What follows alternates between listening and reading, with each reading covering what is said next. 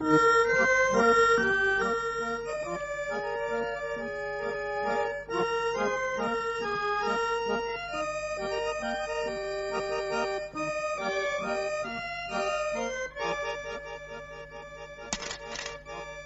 thank you. Thank you, Monsieur Sherlock Holmes. La radiodiffusion télévision française vous présente Les Enquêtes de Sherlock Holmes, une production de Maurice Renaud réalisée par Abderrizquer d'après l'œuvre de Sir Arthur Conan Doyle. Aujourd'hui, le diadème de Berry. Bonsoir mes chers amis, c'est le docteur Watson qui vous parle. Figurez-vous qu'un matin de février 1886, Sherlock Holmes et moi, nous étions en train de prendre notre petit déjeuner quand on sonne.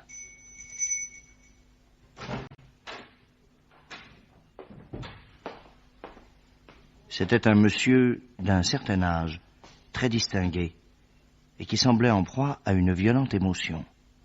Comme vous l'avez vu sur ma carte, messieurs, je suis le banquier Alexandre Holder de la banque Holder et Stevenson. Très honoré, monsieur.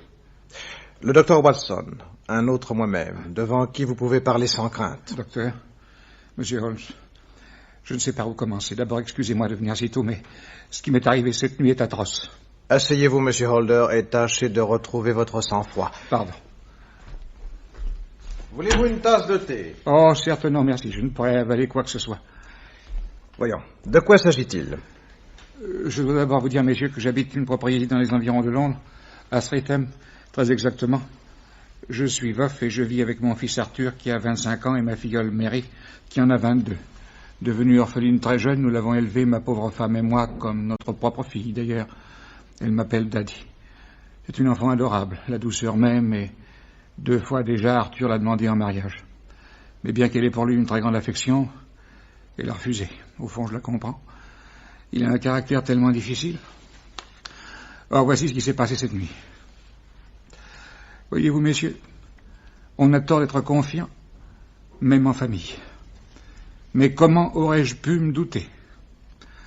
Ah, pourquoi ai-je parlé, mon Dieu, pourquoi? Calmez-vous.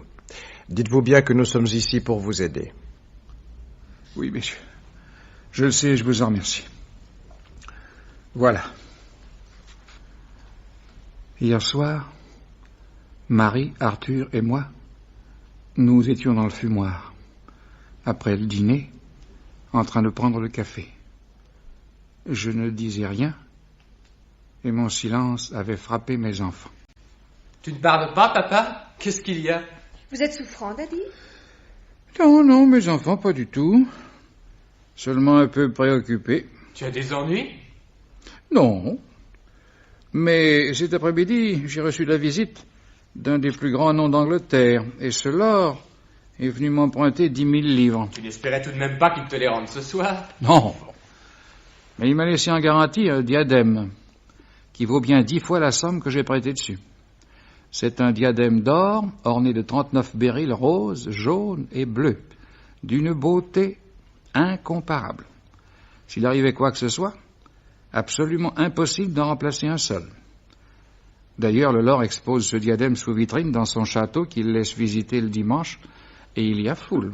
En somme, c'est presque un bien national. Mais oui, on peut le dire. D'ailleurs, depuis des centaines d'années, on ne le porte dans la famille que pour les fêtes du couronnement. Dis donc, j'espère que tu l'as soigneusement rangé dans ton coffre-fort. Ah non. En ce moment, dans la cité, les coffres-forts sont éventrés par série. Alors où l'as-tu mis? Ici, au premier, dans le secrétaire du petit salon qui est à côté de ma chambre. Tu as tort, papa. Avec n'importe quelle vieille clé, on peut l'ouvrir. À Londres. Quand j'étais gamin, je l'ai ouvert plusieurs fois avec la clé du placard de la salle de bain. On ne dit pas de bêtises. Alors, Daddy, vous allez nous montrer cette merveille? Non, ma petite fille. Je préfère que personne n'y touche. Vous avez raison. Oh, d'ailleurs, nous ne devrions pas parler si fort. Hein? Je crois que Lucie n'a pas fini de desservir. Ah. Je vais voir. J'en profiterai pour faire comme tous les soirs ma petite tournée d'inspection. Va, mon enfant, va. Mais oui, on dirait un vieux gardien de musée. Encore une tasse de café? Non, merci, papa, non. Papa, Hein? je voudrais te demander quelque chose.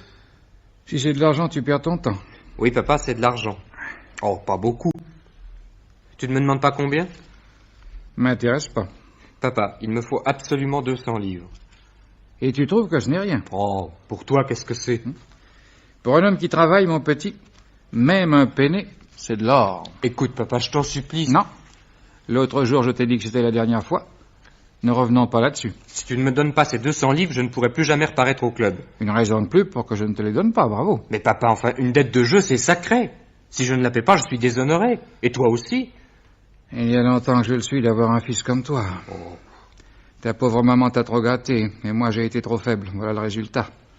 Un garçon paresseux, brutal, qui ne connaît que le whisky, les cartes et les courses. Il fallait me faire travailler à ta banque. Mon fils est un bon à rien, je ne tiens pas à ce que mon personnel le sache. Comment? Moi, un bon à rien? Tu t'es fait renvoyer de 5 maisons. Ces références me paraissent suffisantes. Alors, qu'est-ce que je peux faire? Il y a des places de balayeur. De toute façon, ne compte plus sur moi. Bon, alors j'emprunterai cette somme à des amis. Tes amis? Ils ne valent pas mieux que toi. Tu ne peux pas dire ça de George Barwell. Non. Ah. Et c'est vraiment le seul que je puisse tolérer ici. Peut-être un peu trop joli garçon, un peu trop élégant et beau parleur, mais enfin, je connais sa famille, des gens de grande classe. Écoute, papa, depuis 1 an qu'il fréquente la maison, avoue qu'il a eu une excellente influence sur moi. Peut-être, mais je n'ai pas encore vu le résultat. Je te jure que si tu me paies cette dette de jeu, je ne jouerai plus jamais. C'est ce que tu m'avais juré la dernière fois. J'ai dit non, c'est non. Prends garde, papa. Ne me pousse pas à la dernière extrémité. Oh, des menaces ou du chantage, pas avec moi, mon petit. Ainsi, tu m'abandonnes. Tu as 25 ans, débrouille-toi. Alors, parfait. Compte sur moi. Je demeurai quelques minutes un peu désemparé, messieurs. Le métier de père est parfois très lourd. Je me levai enfin, j'éteignis la lampe, et je fis un tour dans la maison pour voir si tout était normal. Arrivé dans le hall d'entrée, j'aperçus Mary, qui était en train de fermer une fenêtre. Ah, Daddy, Qu'as-tu, ma petite fille? Tu parais contrariée. aviez-vous permis à la femme de chambre de sortir ce soir? À Lucie, non, pourquoi? Elle vient de rentrer par les cuisines. Je parierais qu'elle est encore allée voir son cher et tendre à la petite porte du parc. Il faudrait tout de même que vous mettiez fin à ces petits manèges. Touche-lui en 2 mots. Et si ça se renouvelle, je lui parlerai. Es-tu sûr que tout est bien fermé partout? Tout à fait sûr, Daddy, dormez tranquille. Alors, bonne nuit, ma petite fille. Bonne nuit, Daddy.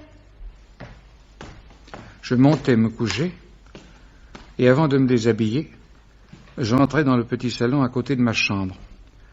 J'ouvris le secrétaire et je vérifiai que mon diadème était toujours bien à sa place. Puis je me mis au lit, et je dus m'endormir aux environs de 11 heures. Vers 2 heures du matin, un bruit me fait sursauter. D'habitude, j'ai le sommeil assez lourd, mais cette nuit-là, j'avais comme tous les nerfs à vif. Le bruit ne se renouvela pas, mais une fois tout à fait éveillé, j'ai comme l'impression que c'est une fenêtre qu'on vient de fermer. Où? Je ne sais pas.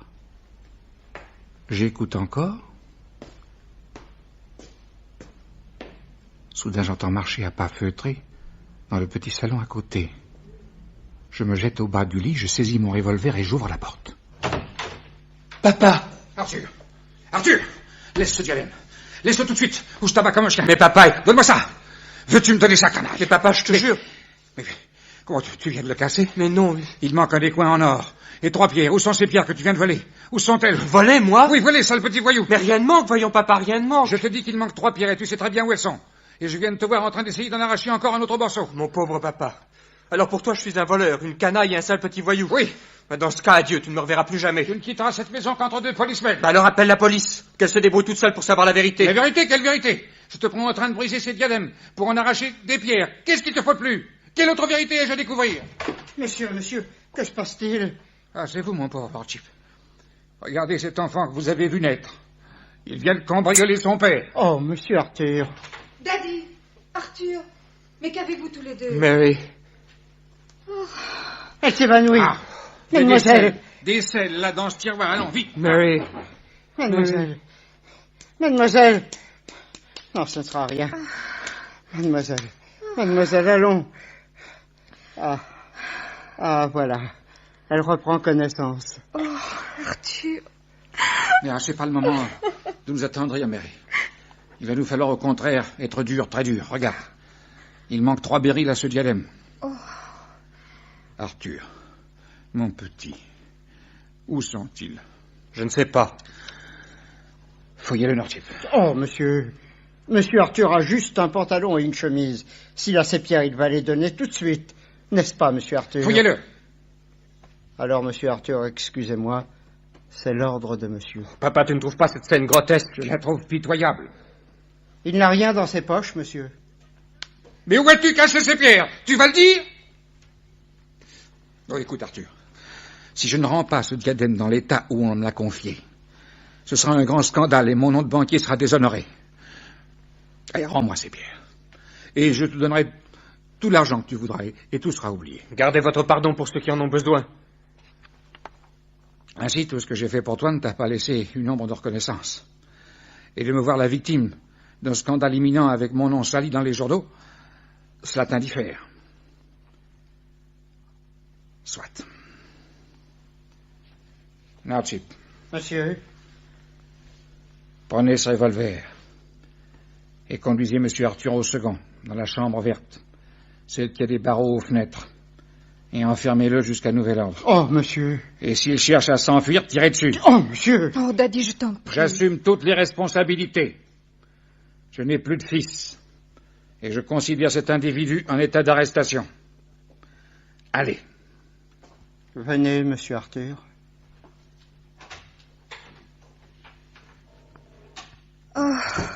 Oh, c'est affreux. Écoute-moi bien, Mary. Écoute-moi bien. Il faut que nous gardions le secret. Oui. Il faut éviter le scandale. Et il faut retrouver ces 3 pierres au plus vite. Dès qu'il fera jour, je partirai pour Londres. Et je chargerai de l'affaire un détective privé. En attendant, nous allons fouiller la chambre d'Arthur. Viens. Et naturellement, vous n'avez rien trouvé. Rien. Et pourtant, nous avons cherché partout. Nous avons mis la maison sans dessus-dessous, et même quand le jour est venu, avant de monter en voiture, j'ai jeté un coup d'œil dans le parc. Rien. Voilà, monsieur Holmes. Maintenant, mon sort est entre vos mains. Que pensez-vous de ce drame?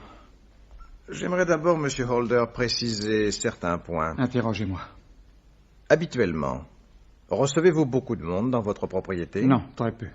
Quelques membres de ma famille à Noël et quelques amis de mon fils. Le seul qui fréquente régulièrement la maison est George Barwell, qui, malgré ses 35 ans, s'est pris d'une grande affection pour Arthur et Mary. Je connais George Barwell, de réputation tout au moins. Et sortez-vous beaucoup dans le monde? Mon fils, oui, mais ma filleule et moi, nous n'y tenons guère. Pourtant, une jeune fille... Oh, elle est d'une nature bien paisible. Ce drame a dû lui causer un grand choc, à elle aussi. Terrible. Je crois qu'elle est encore plus touchée que moi.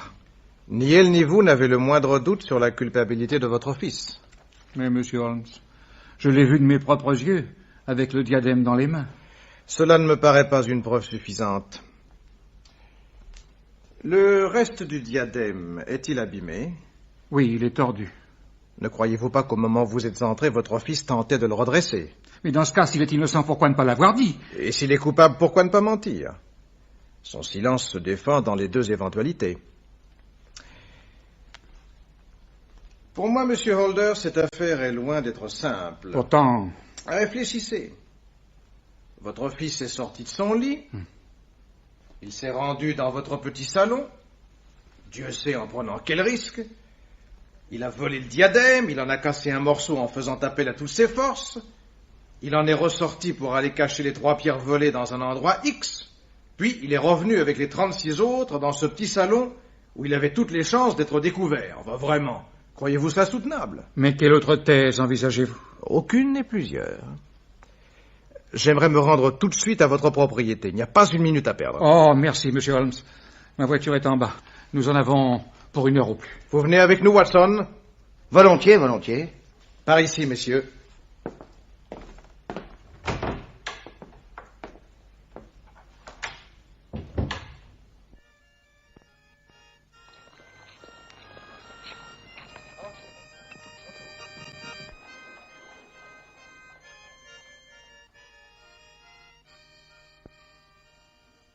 1 heure plus tard, nous arrivions à la propriété de M. Holder, à Streatham. C'était une grande maison au milieu d'un parc couvert de neige.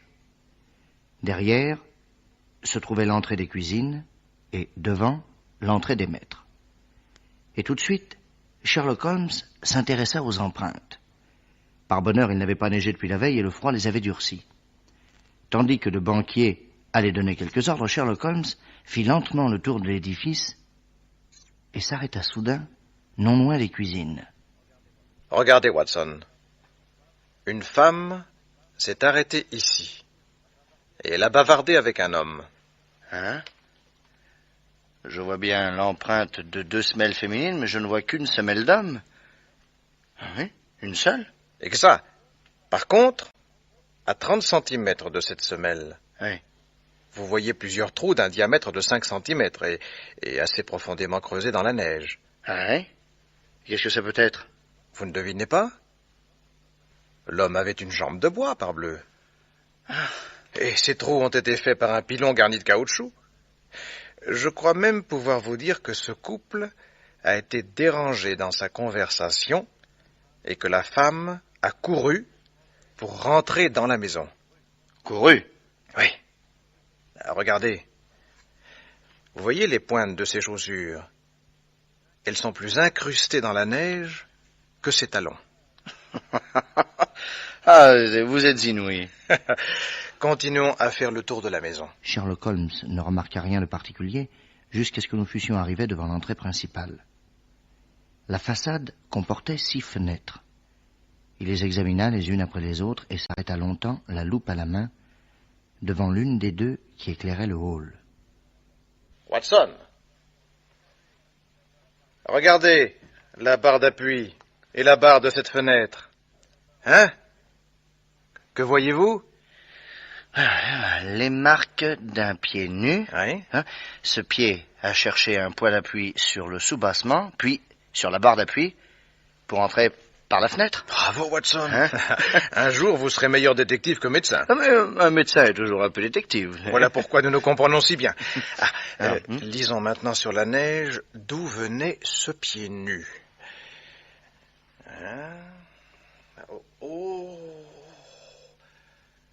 Watson, voilà toute une série d'empreintes qui filent vers la sortie de la propriété. Oui. 2 sortes d'empreintes et parallèles. Et ce sont celles d'un homme chaussé et celles de l'homme aux pieds nus. Oui. L'homme chaussé est venu de l'entrée de la propriété jusqu'à la façade de la maison. Il y a eu piétinement. Donc, conversation probable avec quelqu'un qui était à la fenêtre. Puis, il est reparti vers la sortie du parc. C'est à ce moment-là que l'homme aux pieds nus a couru après lui. Ah. Et à quoi voyez-vous ça? À 3 indices. D'abord, les pieds nus sont tournés vers la sortie du parc. Et puis, de même que tout à l'heure, pour les chaussures de femme, la pointe du pied a marqué la neige beaucoup plus profondément que le talon. Il courait donc. Enfin, les pieds nus couvrent souvent les semelles de chaussures. Ah oui, alors? Si les 2 hommes avaient marché côte à côte, cette superposition aurait été impossible, tandis qu'on peut facilement piétiner les empreintes d'un homme après lequel on court. Ah oui? Oui, ça c'est vrai, ça. Maintenant, suivons les empreintes jusqu'à l'endroit où le poursuivant a rejoint l'homme qui s'en allait. Venez. Là. Tenez, Watson. C'est ici. Là, oui. Vous voyez, nous sommes à 100 mètres environ de la maison. Regardez. Les chaussures de l'homme se retournent brusquement comme s'il avait dû faire face. La neige est piétinée. Peut-être y a-t-il eu bataille. Oui. Et attendez, c'est tellement vrai que voilà. Regardez, 3 petites taches de sang. Où donc? Là. Voyons. Mais qu'est-ce que je vous disais? L'un des 2 hommes a été blessé, puis les pieds nus sont retournés vers la maison, et l'homme aux chaussures est sorti de la propriété sans demander son reste. Une fois de plus, j'étais stupéfié par l'extraordinaire imagination de mon ami Sherlock Holmes. Imagination qui ne s'égarait jamais puisqu'elle s'appuyait toujours sur une analyse scrupuleuse des indices et leur interprétation logique. Bon, enfin, nous regagnâmes la maison, où nous attendait M. Holder en compagnie d'une jeune fille assez belle, dont le teint pâle et les lèvres décolorées trahissaient un profond chagrin. Voici M. Sherlock Holmes et le docteur Watson, ma filleule Mary. Mademoiselle. Soyez les bienvenus, messieurs. J'espère, monsieur Holmes, que vous parviendrez à établir l'innocence de notre pauvre Arthur. Je suis certaine qu'il n'est pas coupable. Je partage pleinement votre opinion, mademoiselle. Oh, Daddy, vous entendez, monsieur Holmes? Mais ce n'est encore qu'une impression. Puis-je vous poser quelques questions? Je vous en prie. Vous-même, la nuit dernière, vous n'avez rien entendu? Rien. Jusqu'au moment où des éclats de voix m'ont réveillé. Alors je suis accouru.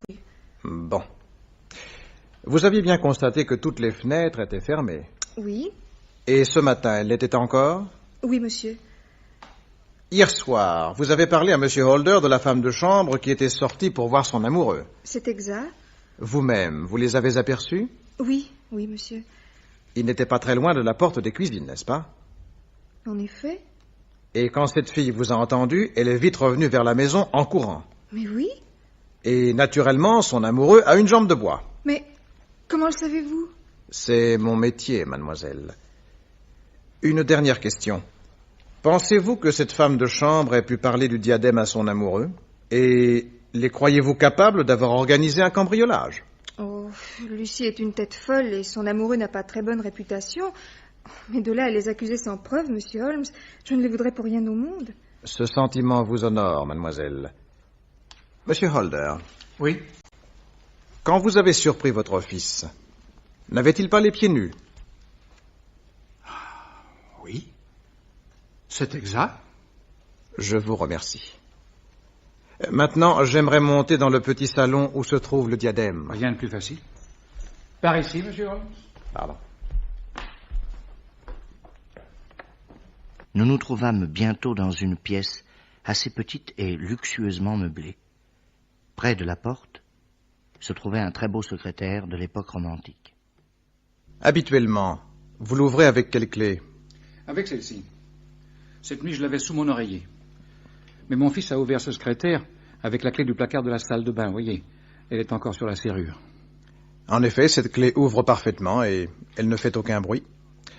Rien d'étonnant à ce que vous n'ayez pas été réveillé. Je suppose que le diadème est dans cet écrin. Oui, vous pouvez l'ouvrir. Oh, magnifique, en effet. Je ne crois pas avoir vu des pierres aussi belles. Il en manque donc 3, restés enchâssés au morceau de monture qui a été brisé. Oui. Monsieur Holder, voudriez-vous essayer de casser ce diadème? Moi? Mais jamais de la vie, vous n'y songez pas. Alors je vais m'y efforcer moi-même. Non, vous êtes fou. Je crois qu'il a cédé un tout petit peu. Mais bien que je sois d'une force au-dessus de la moyenne, je suis certain que je n'arriverai pas à le briser.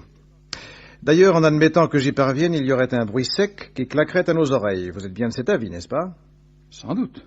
Alors, pensez-vous sérieusement qu'un tel bruit se soit produit à quelques mètres de votre lit et que vous n'ayez rien entendu? Non, bien sûr. Alors, j'aimerais parler à votre fils.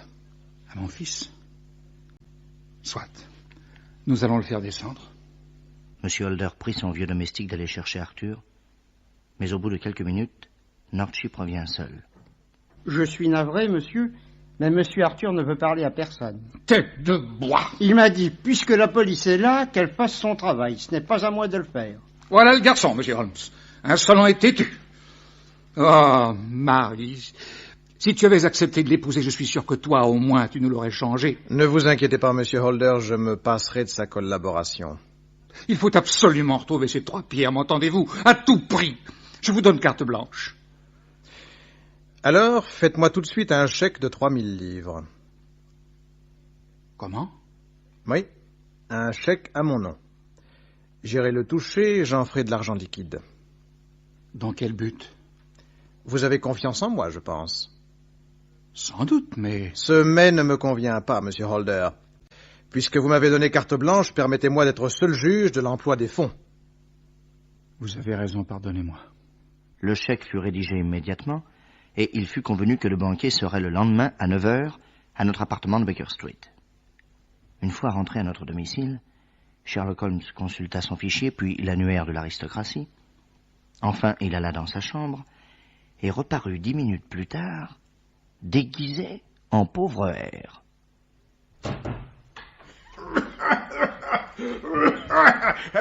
Comment me trouvez-vous, Watson?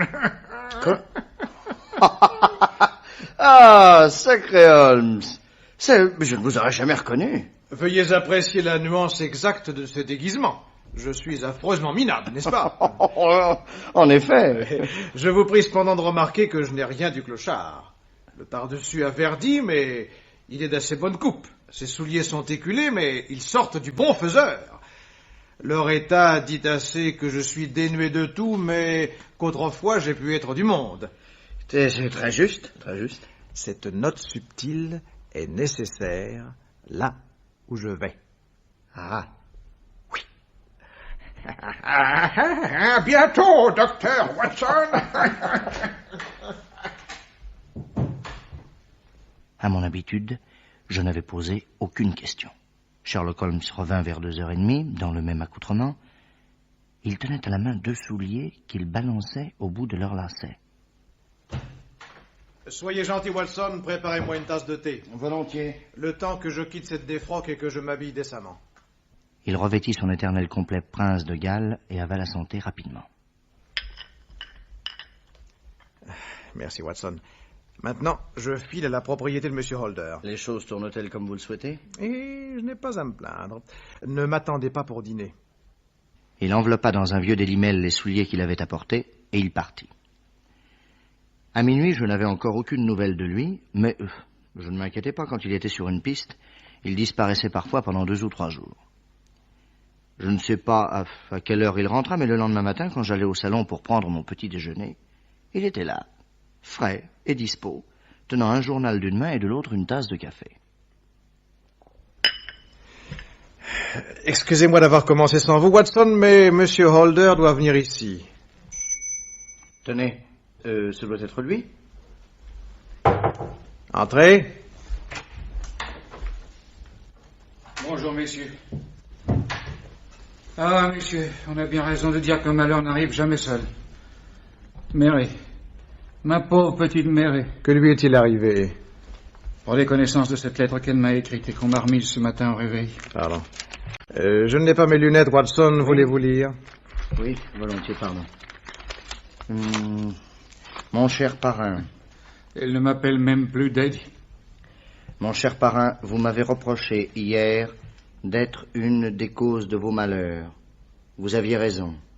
Si j'avais agi différemment, cette catastrophe n'aurait pas eu lieu. Oh, pourquoi allais-je blâmer de ne pas avoir épousé mon fils? Ce n'est peut-être pas de cela dont elle parle. Que voulez-vous dire? Continuez, Watson. Oui, à cette pensée, je sens que je ne pourrai plus être heureuse chez vous. Je vous dis adieu pour toujours. Ne me recherchez pas, cela ne servirait à rien. Dans la vie comme dans la mort, je vous aimerai du plus profond de mon cœur, signé Mary. Elle s'est peut-être suicidée. J'en serais très surpris. À ce brusque départ, je ne la croyais pas si susceptible. C'est affreux. Ayez du courage, Monsieur Holder, et dites-vous bien que cette lettre met un point final à vos malheurs. Quoi? Vous savez quelque chose? Mieux que cela. Ouvrez cette enveloppe. Elle vous a écrit? Qui, Mary? Ah, laissez-la donc où elle est. Ouvrez cette enveloppe. Mon Dieu. Mais qu'est-ce qu'il y a là-dedans? Non. C'est pas possible. Ce serait trop beau. Les Beryl? Les 3 Beryl. Et la monture. Oh, Monsieur Holmes. Monsieur Holmes. Ah, j'ai du mal à y croire. Eh bien, faites comme saint Thomas, touchez. Mais comment sont-ils revenus? Pas tout seul. Il a fallu que j'aille au-devant d'eux. Où ça? Asseyez-vous, Monsieur Holder, et écoutez-moi calmement. Watson, servez donc une tasse de thé à notre hôte. Oh oui, volontiers. Avec 3 sucres. Alors, monsieur Holmes? Vous admettrez facilement, cher monsieur, qu'entre le moment où je vous ai quitté hier et celui où je viens de vous remettre ces pierres, j'ai dû sauter pas mal d'obstacles. Comme d'habitude, j'ai raisonné et j'ai imaginé. Pardon. Oh, merci. J'ai pensé tout d'abord que Sir George Barwell, qui était le seul à fréquenter votre maison, pouvait ne pas être étranger au drame. Alors, je me suis déguisé en pauvre homme et je suis allé sonner à la porte de son escalier de service. Comme je m'y attendais, c'est un valet de chambre qui m'a ouvert. Bonjour, monsieur. Qui êtes-vous? Qu'est-ce que vous voulez? Excusez-moi de vous déranger. Je viens de la part de madame la comtesse de Greyhound. Elle a pour moi de grandes bontés. J'ai été autrefois le professeur de littérature de ses filles. Mais pour son malheur et le mien, elle est veuve et elle n'a plus chez elle la moindre chaussure d'homme.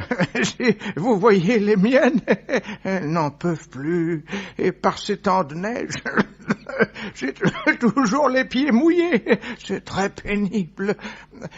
Alors, madame la comtesse a pensé que peut-être Sir George aurait pour moi une vieille paire de chaussures. Si ça ne le dérange pas, bien entendu. Attendez ici. Je vais en parler à monsieur. Ah, merci. 5 minutes plus tard, Lord Barwell revenait lui-même avec une paire de souliers. Tenez, mon brave, voilà des chaussures à moi. C'est tout ce que j'ai pu trouver. Mais ce ne sera peut-être pas votre pointure. Oh, si, monsieur, ce sera parfait. Je suis grand, mais j'ai les pieds tout petits. Toutes les pointures me vont. Alors, je suis heureux de faire plaisir à un protégé de la comtesse de Greyhound. Au revoir, messieurs, et merci. Merci beaucoup. Dieu vous bénira. Voyez-vous, au cours de cette visite, j'avais acquis 2 choses. D'abord, une paire de souliers, et puis un indice de premier ordre. Sir George Barwell avait la main bandée, une blessure sans aucun doute. Les taches de sang que nous avons vues sur la neige. N'anticipons pas. Je revins ici pour m'habiller correctement, et je me rendis à votre propriété, monsieur Holder. À cette heure-là, vous étiez à Londres. Et je constate que les empreintes de semelles que j'avais remarquées le matin dans la neige correspondent exactement à la pointure des souliers que m'avait donné Barwell. Il serait donc venu au cours de la nuit tragique? C'en est la preuve formelle. Après cette constatation, j'ai demandé à votre vieux domestique de m'ouvrir la porte de la chambre où était enfermé votre fils. Je désirais lui parler.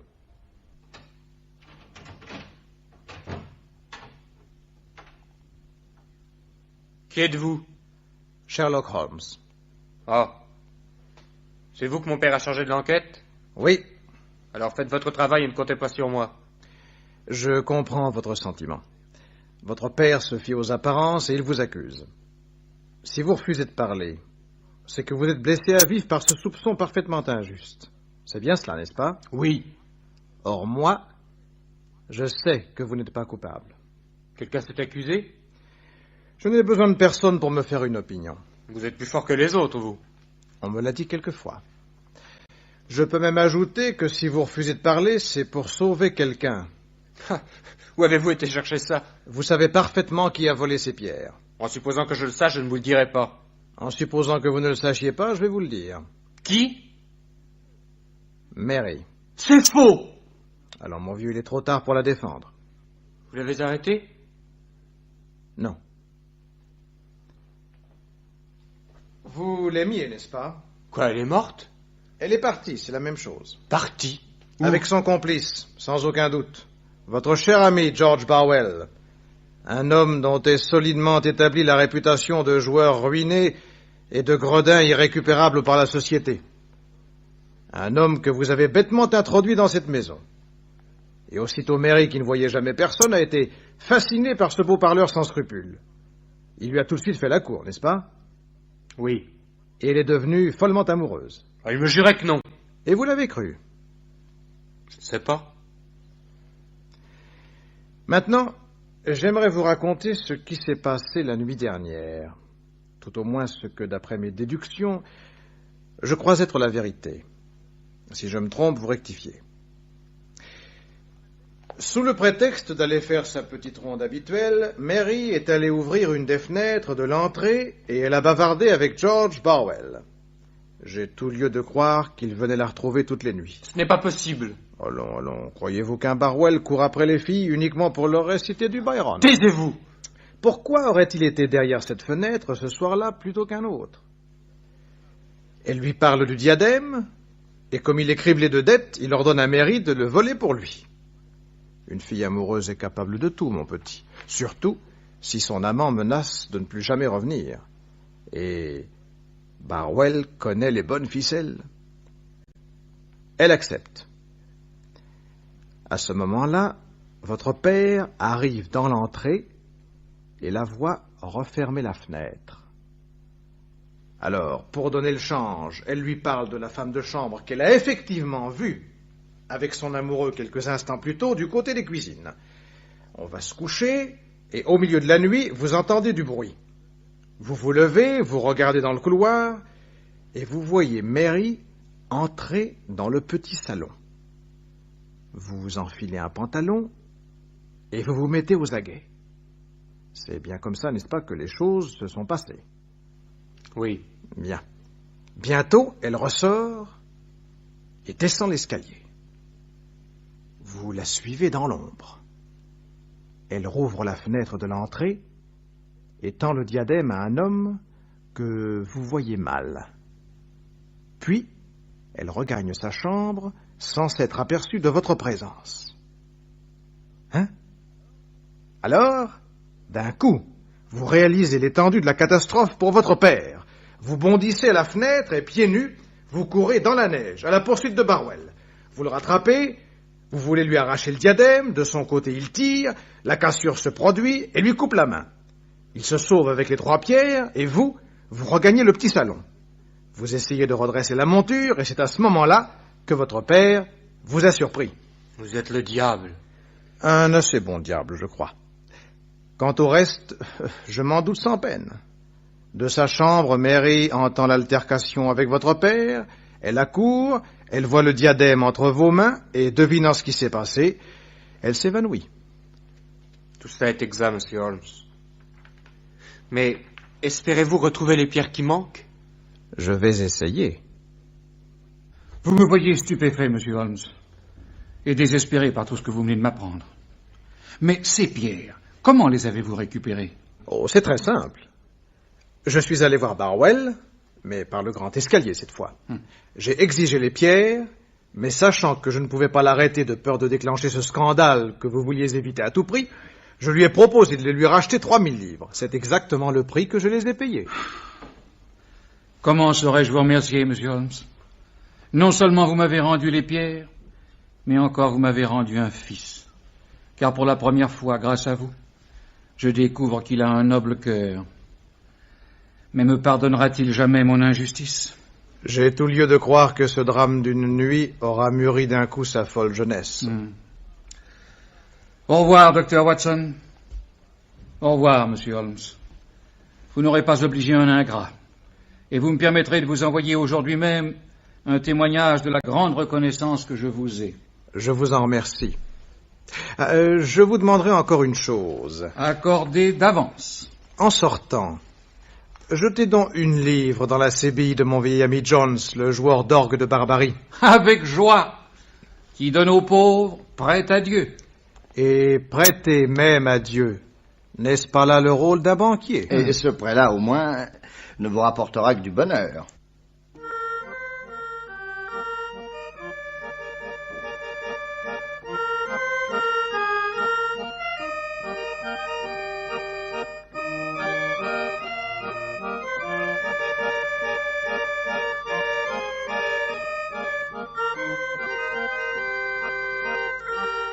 Dans la série Les enquêtes de Sherlock Holmes, vous venez d'entendre Le diadème de Beryl, d'après la nouvelle de Sir Arthur Conan Doyle.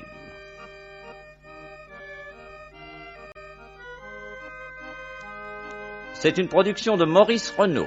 Prise de son Roger Navez, réalisation Abderrysquer.